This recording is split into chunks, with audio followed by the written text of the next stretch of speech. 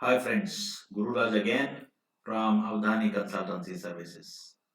So today we are going to talk about the medicine and how they use technologies. So we deal with software, tally, print automation, customer web apps. So telemedicine and telehealth. So this is the first heading I'm going to talk about. So here the technologies will allow patients to consult with healthcare professionals remotely.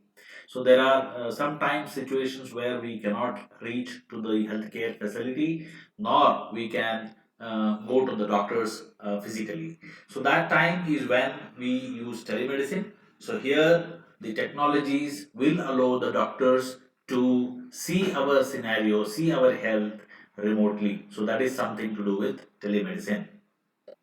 So in the next title, we have artificial intelligence in healthcare. So we have been seeing that artificial intelligence is being used extensively in the healthcare sector.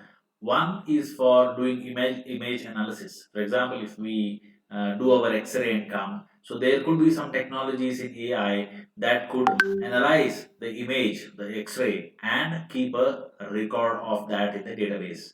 Suppose the next patient goes in and similarly the X-ray is taken and we have a second row of data.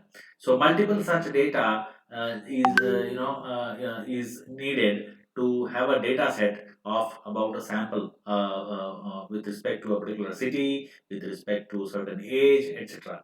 So once the data is available, so you can do lot of analysis based on that. With that, we can or rather healthcare professionals can identify the disease early, identify the pattern, and they can recommend proper treatment. So we can also say that predictive analysis will help the healthcare professionals to actively do the analysis and prevent the diseases which are going to come for the human beings. So such technologies are being used extensively. So there are cases where there are patient remote monitoring methods. We have, for example, the wearable devices that we commonly wear, that is a smartwatch, which is attached to the sensor, and the data such as blood pressure, the sugar, etc. Everything can be monitored remotely. The data that gets generated out of that wearable device can be again stored in the cloud environment and assessed by the doctor to uh, monitor the patient's health.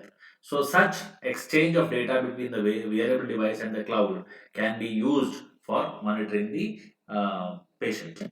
So blockchain in healthcare. So there are scenarios where the doctors need to exchange data with, for example, the diagnostic labs. So after the diagnostic lab has done some testing with respect to the patient, and the data needs to go to the doctor for assessment of the disease. So the data needs to be exchanged between the two parties. So when the data is exchanged, it should not be seen, it should not be accessed, it should not be available to different parties except these two who are exchanging the data.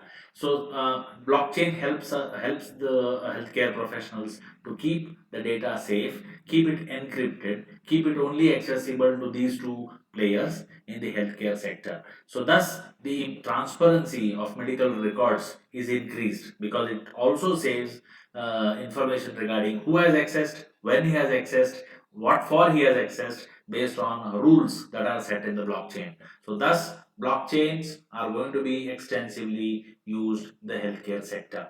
So now when we come to the surgery part of healthcare, we are afraid when doctors do a surgery on us. But now the things will change when we see that robots do the operations on us, and it is managed by a doctor who is sitting remotely. So that is it's a huge possibility that we get operated by the robots.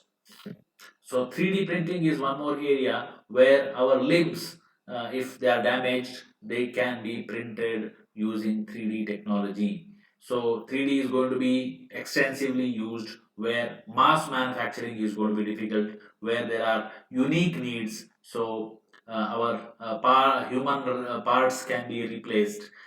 with the 3D printing technology. Whenever we have a certain damage, for example, our bone might get damaged due to some reason, and the bone can be printed with the 3D technology. So virtual reality and augmented reality is one more technology that are used currently to watch 3D movies, etc. And now in the architecture field as well as in the construction field, whenever we want to visualize something which we do not have access to right now, that can be seen using virtual reality. So, for example, in the healthcare sector, if I want to learn something about the medical for let's say operation, I can first go through the training module using the virtual reality slides that are going to be used in the device. So with that, I can understand how the operations are done.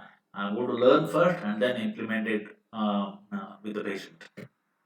So nanotechnology is one more in medicine, which can be used extensively. So the small particles, small healthcare units, small devices which can go into the body and identify various diseases in our body, which can detect and pass information to the doctors, will help us to diagnose the diseases early enough and treat. So this is all about the healthcare sector, which I want to speak about. One more area is left, that is IoT.